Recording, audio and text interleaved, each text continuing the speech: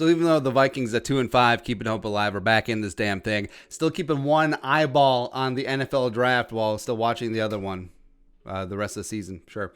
So the Vikings do need to be in the market for the future franchise quarterback, and the Vikings are in luck. This could be one of the best quarterback draft classes of all time, but if the Vikings keep on winning, will they be out of range? And like I've said, whatever.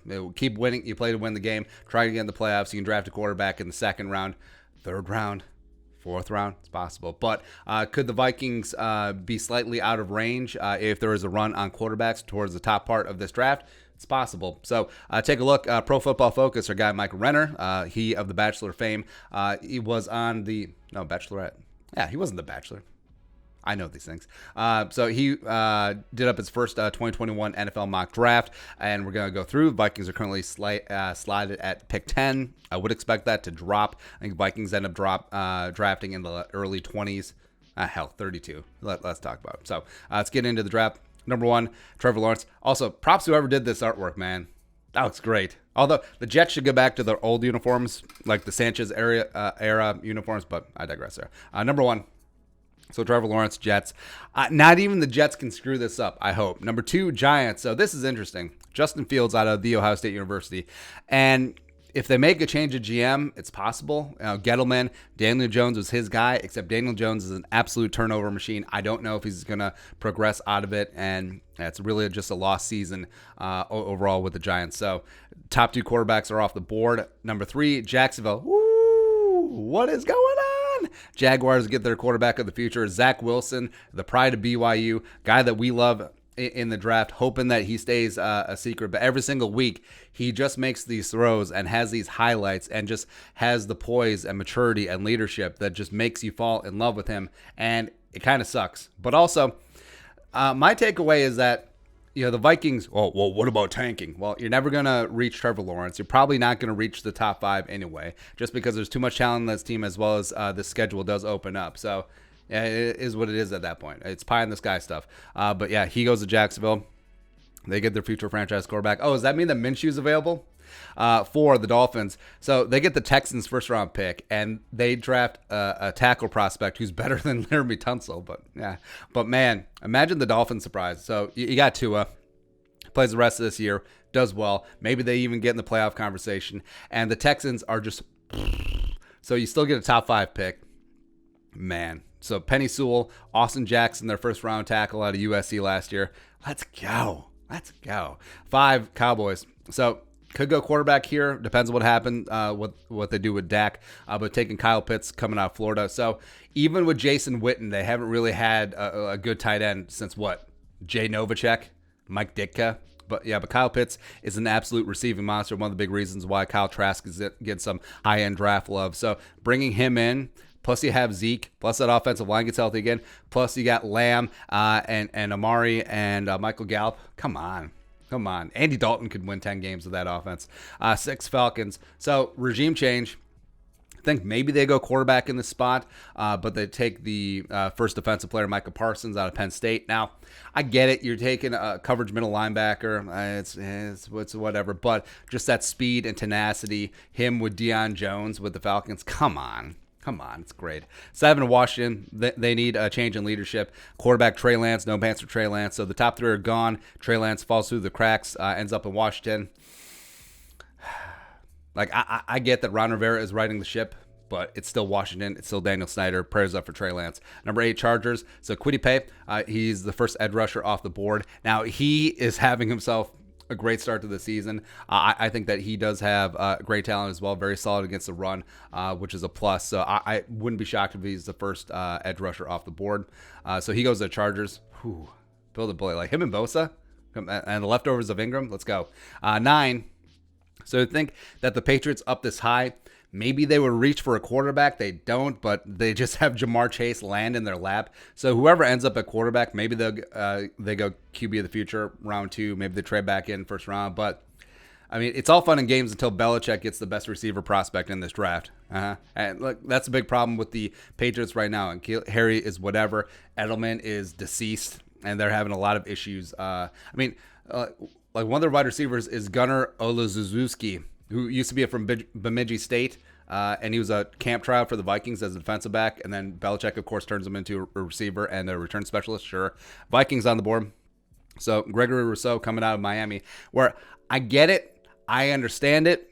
I do really like Rousseau, but also this is a very similar situation to the mock drafts last year. Free agency last year is like, oh, they need someone opposite Danielle Hunter. They need this. They need that. Although Afadio Denebo is leading this team in pressures. He's really stepping up. Plus, DJ Wanham is progressing nicely. And maybe Hercules Mataafa, this defensive end experiment, actually does pan out. And plus, next year, Danielle Hunter will be back healthy, ready to go. So I would understand it.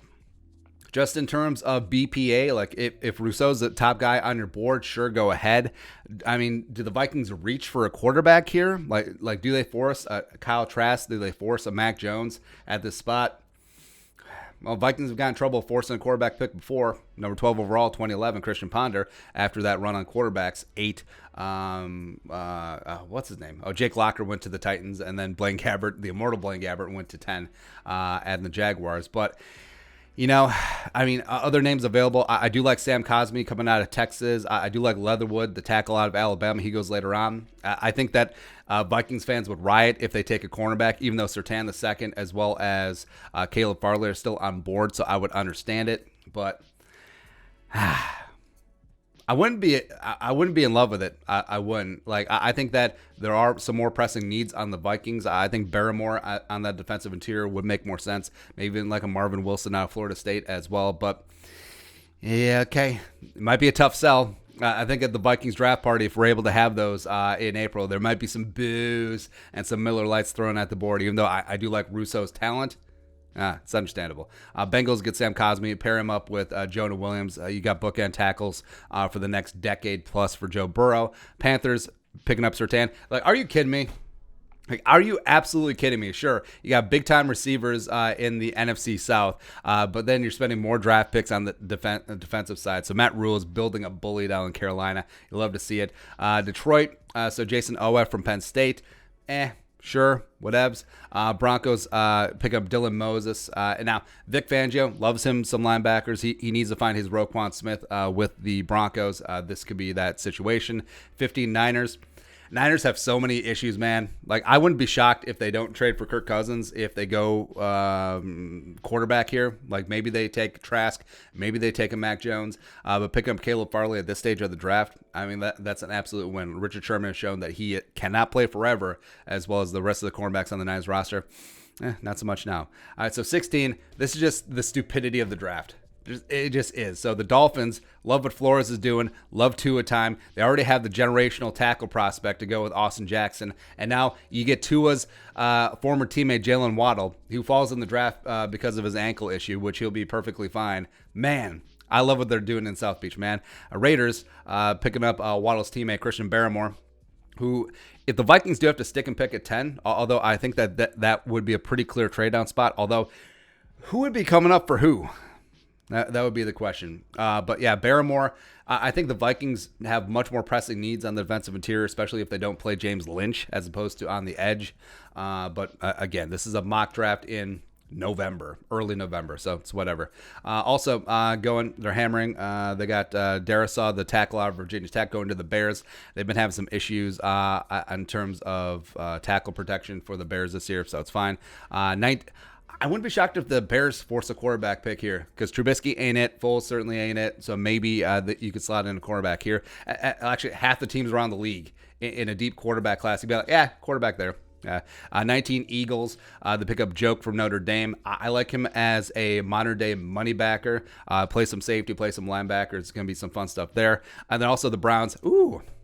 So they're going to be stuck with OBJ because his injury guarantee is going to kick in on his 2021 salary. But Stefanski gets himself a toy. Devonta Smith had himself a 3-touchdown game against Mississippi State on Saturday. That was also a big Mac Jones game, but I love Stefanski, man. He's good. Jaguars pick up Morrig, the safety from TCU. It's going to be a pretty good safety class as well, which is fortunate for the Vikings since Anthony Harris might be gone. 22 Colts pick up a cornerback to replace Xavier Rhodes. Remember, he only signed a 1-year deal. Maybe he'll come back. Pick up Tyson Campbell out of Georgia. 23 Cardinals. So this is a lot of fun. Travis Etienne, who Could have came out last year and probably would have been the first running back taken, but the all-world, all-everything running back coming out of Clemson pairs up with Cliff Kingsbury, up-tempo. Kyler Murray gets himself a running back. I mean, Kenyon Drake, it's fine. He's not Travis Etienne. That's a lot of fun. 24. So the Ravens just, I don't know what happens. The Ravens always draft towards the end of the draft. They always pick up an amazing front seven player. Happens again. So, like I said in the article, Judon's on his franchise tag. Yannick is in a contract year as well, so they could be gone. But reloading, I like Basham out of Wake Forest. He can really get after it. And plus, I mean, stupid Ravens, just always reloading. I mean, don't they know that if you're not drafting at the top of the draft, you can't get a good player? Which is the logic of the Tank for Trevor people. 25 Packers. Oh, my God. Oh, my God. So, Rashad Bateman, number 0 in your program. Now he's number 0 in your hearts because he crosses the river. It's really unfortunate. It's like Kamal Martin is the Packers' best linebacker, and now he's just like, oh, well, nah, it's unfortunate. Yeah, well, he'll make a good target for Jordan Love at least. 26, got the Tennessee Titans. Rondale Moore, who I love. Rondale Moore is a ton of fun, man. Now, he hasn't played this year. He was hurt last year, so you have to go all the way back to 2018. But his tape, whew, it's a lot of fun. A joystick player, and man, like him and A.J. Brown, that's a great combo, man. 27. So Saints getting a tight end option for Taysom Hill, I guess, but Pat Freiermuth, who's probably the best, second best tight end option after Pitts in this draft. So coming out of Penn State, dude catches everything. It's awesome. 28, Bills pick up Clemson cornerback Darion Kendrick. Nailed it. They could use some help opposite Trey White. So Clemson was not to like. 29, the Bucks pick up Brenton Cox Jr. coming out of Florida, keep him in state. Now, it's really tough to say what the Bucks need. I mean, because overall, they do have a lot of talent at all the levels. I mean, JPP is not getting any younger, I guess. And also, it always pays to get after the quarterback, especially in that division. So I understand it. 30, you got the Chiefs picking up Nick Bolton coming out of Mizzou, tackling machine. And, yeah, pairing him up with Willie Gay Jr., refreshing that linebacker core makes a lot of sense for the Chiefs. And also, since you're typically playing against offenses that are in catch-up mode because your offense is so great, getting yourself some linebackers who can run and cover makes a lot of sense. 31.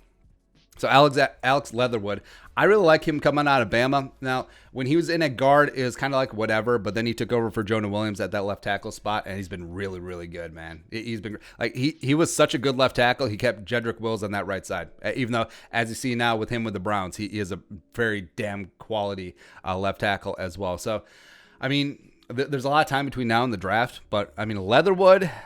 I like Leatherwood. I like Cosme. If you can't get yourself some Penny Sewell, there's a lot of great offensive line prospects in this draft, which is good for the Vikings, as well as it's a deep quarterback class, so it's whatever.